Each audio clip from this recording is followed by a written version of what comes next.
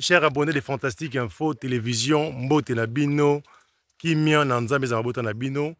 Nous continuons toujours dans la découverte na kati ya Zamba parce que nzete to matiti ne pesa kalobiko. Alors ndé to tuna kabandeko bakolo oyo bavandi na kati ya mboka pona rotuna bango. Alors lelo to la découverte na nzete yo, to zali bongo na papa na biso na kopesa mbote papa.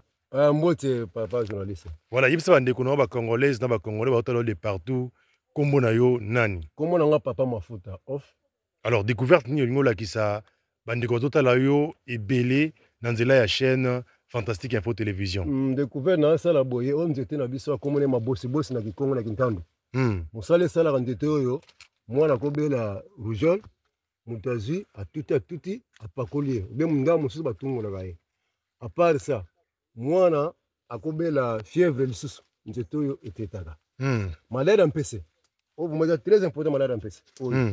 À part ça, na biso. Mais quand on ta fleur moi aussi on a le boko pour na total la balande ya Fantastique Info. À part ça, biso ba Congo pe na kwa pe na biloko na ngai zanga, fufu na ngai zanga mbisi. Biloko balia kango. Na tie munga na ngana kwa ngana zolia. Nzete moi ça très important nzete ozo mona.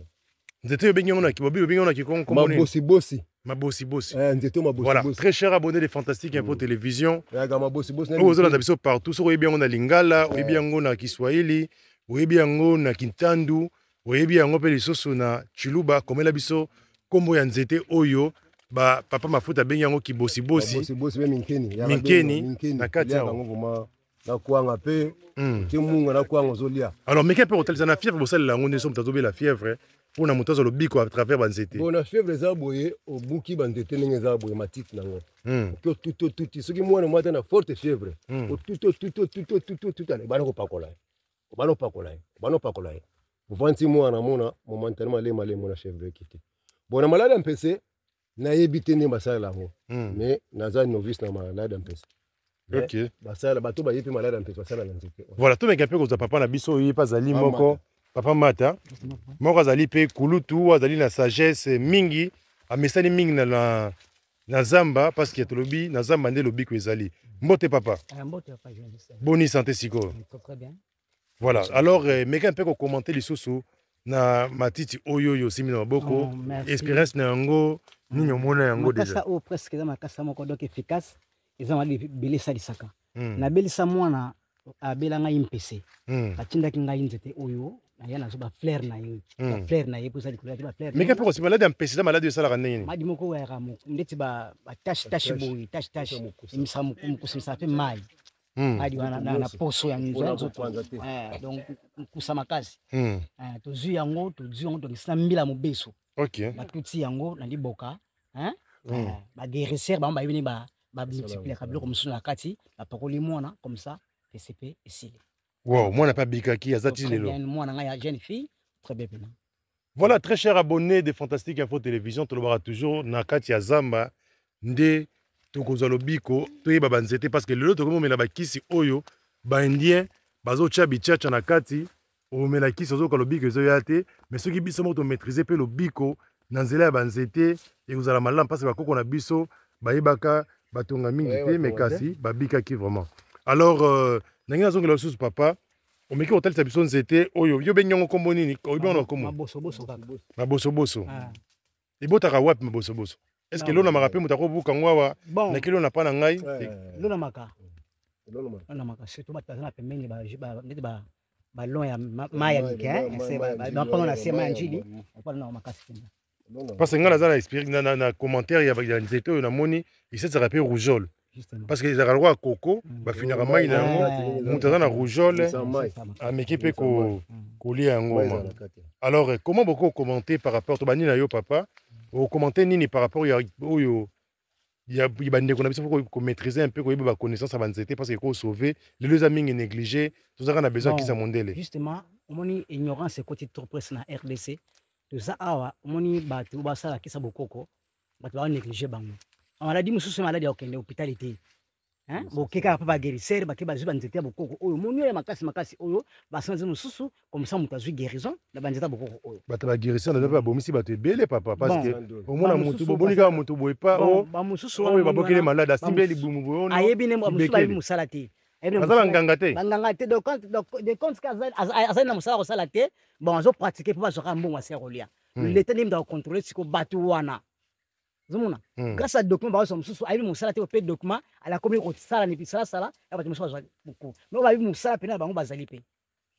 Voilà, merci beaucoup. Tomoni découverte ya mokolo ya lelo oyo ezali kobota awa na kati ya zamba. Alors papa off yo commenter nini par rapport ya sujet ya lelo oyo commenter nzeta ki bosi bosi. Mabosi bosi. Lobi mabosi bosi ya nzete moko très intéressant. Biso na kimondele na kisasa bana mazokufa mingi pona ignorance. Mais biso na mboka vraiment nzete zo songa biso makasi. Mabosi bosi. Ngolo ignorance ekota mwana kobela ne ba rojol boyo kino hôpital otiti batonga mwana kofi. Mais à partir de ndete mabosi bosi oyo musu bazo milise musu ba pakola ye mwana comédien. Voilà, message ni au peste mandeko batali émission lelo par rapport à sujet qui bosi bosi. En tout cas, na pesi message o bozana wa vraiment to bosana bokoko te. Patia bokoko nde tozozo ba guérison. To na naka ki mondele te. Na suki ni wana mais o découvrir musu yango biso na zamo ndeto ileleka.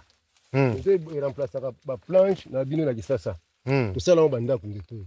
Ato bengo ileka ndeto.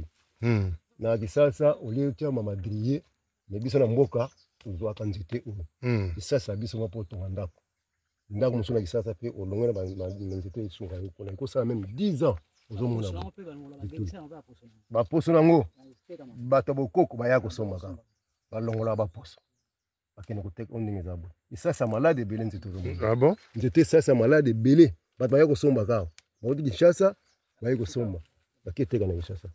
Malade au basa vraiment nazaini bien monté et l'on a marasiko nini est-ce que mutako l'on a ngopé na concession eh oui l'on a maraté izaga le lo ya ba mai oui izaga le lo ya mai l'on a makaka nzambe ka mutalona c'est naturel izaga biso ko l'on a ngote. Voilà, merci beaucoup au benyo on était aki lileka yango o ba kongo nyonso o bantana bazana ba poto ba yebi oyo lileka bazé wonti lileka Tiago na ndako. Lelo ona kintandu bayo kamala. Zeki benu wunti bedu malek. O zengere katwere nkanda, o katwere nkanda ale o de yumini turi kuna ndurinzo. Burinzo papa ale bakre matolo ale yamikiri. Olio walana ba madriye bedu malek to sala nzo ko. Ndako pe vande okoya te. Ko kulebwa okoya te. Kulebwa. Voilà, merci beaucoup papa Mafuta pour la temps na yo, pe connaissance na yo, ozo partager et pas ya bandeko na yo. Ba congolaise na ba congolais bazolanda de partout to pesi merci pour Nathan et to sengi na bino balandi ya fantastique info to na ba sujet belé rolobela ya makambo etali banzamba nzete na kati ya zamba wa soki nzamba pesi biso temps toko lobela yango tuna ba détail nyonso mbalano liboso otala biso na fantastique info télévision to sengi na yo o s'abonner pe o partager vidéo na bandeko mususu ko zale égoïste te o moni vidéo sepelisi yo partager ndeko mususu ayeba pona lobi ko mboka na biso la République démocratique du Congo. C'était votre humble serviteur, ambassadeur de la terre, Lucien Bokite, awa na kati ya province ya Congo central, na territoire ya Kasangulu, na secteur ya Lukungamputu, na kati ya groupement ya Manke, et c'est quand on a installé lelo. Voilà, et c'est na kati ya village ya Mbazasilu, Zambe, apambola biso, tokutani mbala ya sima. Bye. Oh, merci, Pama Futa.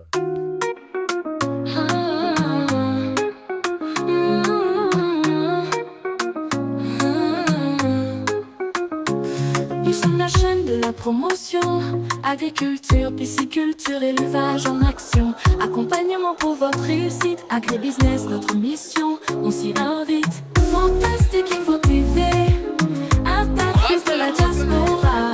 Pour un combo bio, cultivons sans déboire.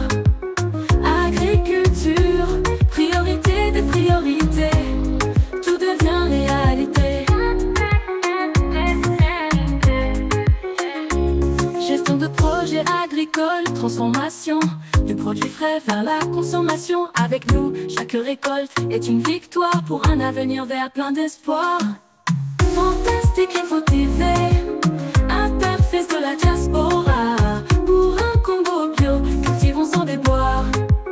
Agriculture, priorité des priorités, tout devient réalité.